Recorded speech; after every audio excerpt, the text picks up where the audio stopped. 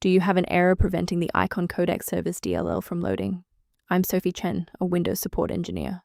I've diagnosed the issue and have the verified solution to fix your system today. As we prepare to fix IconCodecService manually, consider the professional maintenance path for a more stable workstation. This is the IconCodecService, the IconCodecService module. It provides unmanaged routines for converting PNG icon elements into legacy BMP manifests. It facilitates the visual orchestration of shell icons and manages the data link for system-wide graphical asset rendering. Let's transition to the solution, starting with the official Microsoft redistributable.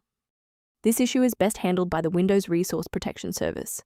Open an elevated command prompt and enter sfc/scan now to allow Windows to identify and replace corrupted core files, such as IconCodecService.dll.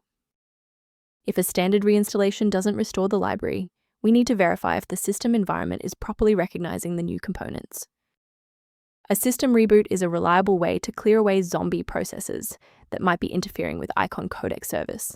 It's a low-impact step that ensures your operating system is starting with a synchronized environment.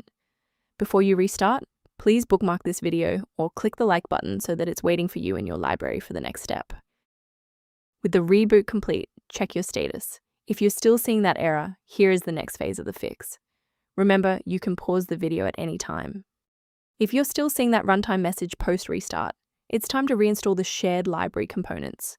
First, go to Control Panel, then select Programs and Features. Second, find every Microsoft Visual C++ redistributable, 2005 through 2022. Third, right-click each and select Change, then select Repair. If that fails, download the latest all-in-one VC++ redistributable package from Microsoft's website. Please note that for DLL files with numbers, the number tells you which version to repair. For example, 120 equals 2013. To prevent any secondary issues, I recommend a cautious approach to downloading individual system files. Please use caution. Replacing IconCodecService.dll manually often requires administrative permissions that, if mishandled, can leave your PC open to external attacks.